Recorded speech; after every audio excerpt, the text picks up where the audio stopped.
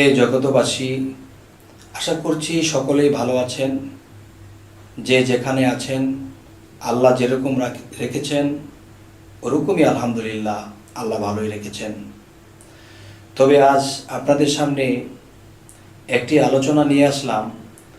সেই আলোচনাটি হবে জ্ঞান, মন, বিবেক।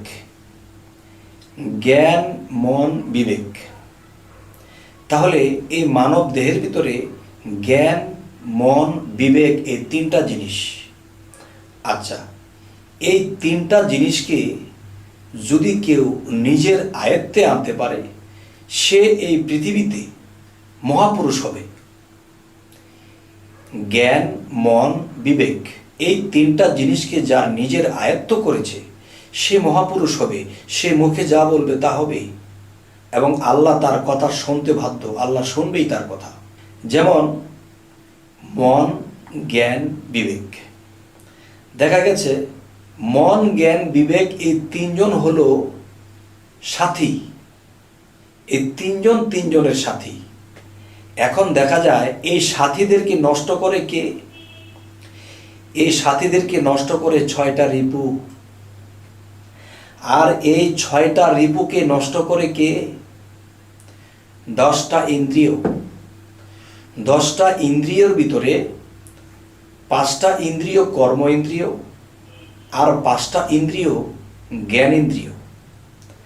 তাহলে এই জ্ঞান ইন্দ্রিয় এবং মন, জ্ঞান, বিবেক। আচ্ছা, 5টির মধ্যে কর্ম ইন্দ্রিয় 5টি, যেরকম আমরা মুখ দিয়ে চাবাইতেছি, খাইতেছি, এই ইন্দ্রিয়টা সে কর্ম ইন্দ্রিয়। যেমন হাত আমাদের কর্ম ইন্দ্রিয়, পা আমাদের কর্ম ইন্দ্রিয়, এবং পায়খানা প্রস্রাবের রাস্তা এখান দিয়ে ত্যাগ করা হয়, তাহলে এটাও কর্ম ইন্দ্রিয়। তাহলে জ্ঞান ইন্দ্রিয় কি? যেমন একটা কিছু মুখে দিয়েছি, আমার জিহ্বা বলে দিয়েছে এটা ঝাল, চুকা, মিঠা। এবার কান দিয়ে আমি শুনেছি, একটা শব্দ এসেছে, তখন কান জ্ঞান করতেছে যে কানটাও জ্ঞান ইন্দ্রিয়। নাকে ঘ্রাণ শক্তি আছে, এটা জ্ঞান ইন্দ্রিয়। চোখে দৃষ্টি শক্তি আছে, জ্ঞান ইন্দ্রিয়। স্পর্শ শক্তি আছে, একটা পিঁপড়া শরীরের প্রতি হাঁটলেও বলতে পারি। তাহলে এভাবে 5টি জ্ঞান ইন্দ্রিয় এবং 5টি কর্ম ইন্দ্রিয়। তাহলে এই 5টি জ্ঞান ইন্দ্রিয়, কর্ম ইন্দ্রিয় 6 রিপুকে তরুতাজা করে। তখন সেই 6 রিপু যখন তরুতাজা হয়ে যায়, তখন দেখা যায় শরীরে যখন যৌবনের শক্তি এবং বিভিন্ন কুশক্তি দ্বারা যখন 6 রিপু ভরপুর হয়ে যায়, তখন এই 6 রিপু মনের সাথে মিশে। মনের সাথে যখন মিশে তখন মন 6 রিপু মিলে তখন একটা খারাপ দিকে তার আকর্ষণ করে এবং খারাপ দিকে সে চলে যায়। তখন তার দ্বারা ভালো কিছু হয় না। কিন্তু তাদের সাথে ছিল কে? মন। জ্ঞান এবং বিবেকের সাথে ছিল মন। আর সেই মনকে কে গ্রাস করলো? 6 রিপু গ্রাস করলো। যখন 6 রিপু গ্রাস করে তাকে 6 রিপুর আয়ত্ত করলো, তখন 10টা ইন্দ্রিয়কে, জ্ঞান ইন্দ্রিয় এবং কর্ম ইন্দ্রিয়, এই 10টা ইন্দ্রিয়কে পরিচালনা করতে শুরু করে দেয়। তখন ইচ্ছা শক্তিটাকেও তারা আয়ত্ত করে নেয়। যে আমি ইচ্ছা করেছি হাতটা আলগা করে রাখবো, রেখেছি, হাতটা নামাবো, নামিয়েছি। তাহলে এই ইচ্ছা শক্তিটাকেও সেই 6 রিপু এবং মন মিলে এই ইচ্ছাকেও আয়ত্ত করে নেয়। তখন কি হয়? তখন জ্ঞান এবং বিবেক তারা অচলের মতো হয়ে যায়, তাদের কথা শুনছে না। মন যা কিছু বলে তাই করতেছে। তাহলে 6টা রিপুর মধ্যে একটা রিপু হলো মাস্টার। সেই মাস্টার রিপুটার নাম কি? প্রথম রিপু হলো কাম।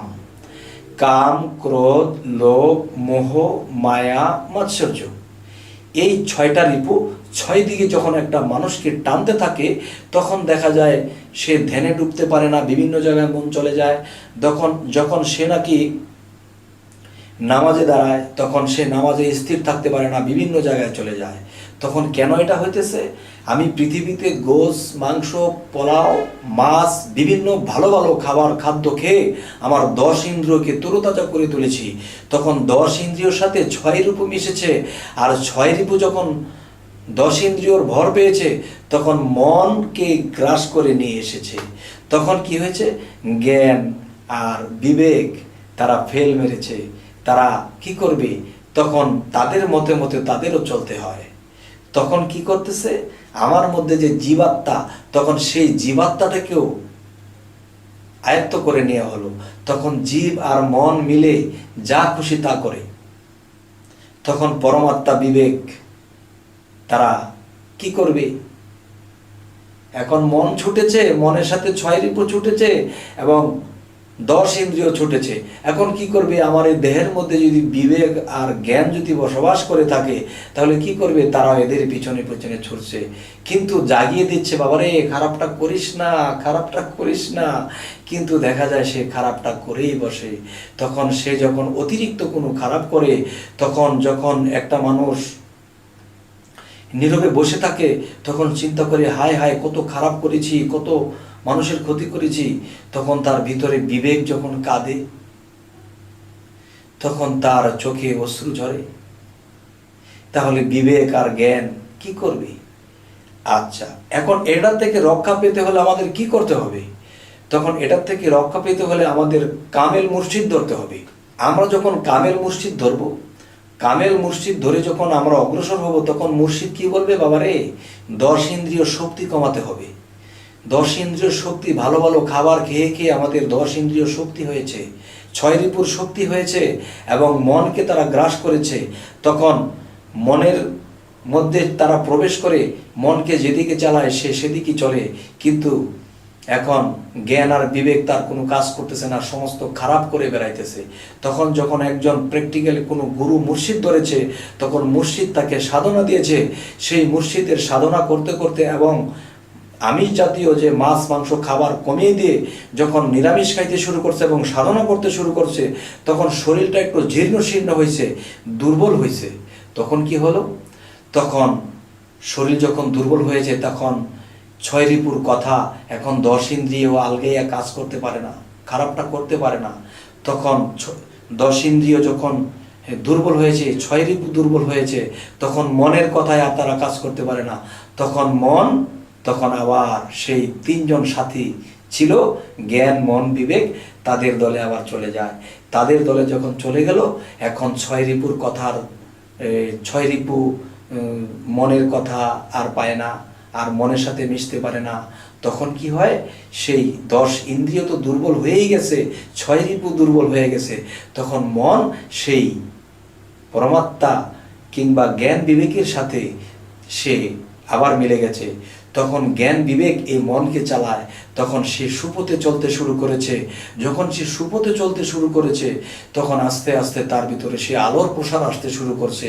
তখন মুর্শিদের যে একটা ফায়েজ, মুর্শিদের যে একটা প্রেম ভক্তি আছে, সেই দৃষ্টি যখন তার মধ্যে লাগে, তখন সে আস্তে আস্তে সে জিকিরে ফানাফিল্লা হয়। তখন আস্তে আস্তে তার মধ্যে থেকে সেই খারাপ শক্তিটা আহত হয়ে পড়ে থাকে। তখন তার পরমাত্মা জাগ্রত হয়। তখন সেই পরমাত্মাকে একজন রাসূল রূপে দেখতে পায়। আর রাসূল রূপকে যে দেখলো, সেই খোদার রূপকে দেখা হলো। হে জগতবাসী, আজ এই কথাগুলো বলার উদ্দেশ্যই হলো, এই পৃথিবীর মানুষে অনেকেই ভাবে, কিরে নামাজে কেন ডুবতে পারি না, কিরে ধ্যানে কেন ডুবতে পারি না। এই কারণেই আমরা ডুবতে পারি না। তাহলে একজন মুর্শিদের কাছে যাইয়া সেই সাধনাগুলো আমরা নিব। সেই সাধনার করতে করতে করতে করতে একসময় আমাদের মধ্যে সেই পরম যখন জাগ্রত হবে, তখন আল্লাহ রাসূলের প্রতি পূর্ণ প্রেম আসিয়া যাবে। তখন আল্লাহর সুপথ আমরা পেয়ে যাব, আল্লাহ পর্যন্ত আমরা একদিন পৌঁছে যাব। হে জগতবাসী, আজ এই কথাগুলো বলেই রাখছি। সকলেই ভালো থাকবেন। আল্লাহ হাফিজ।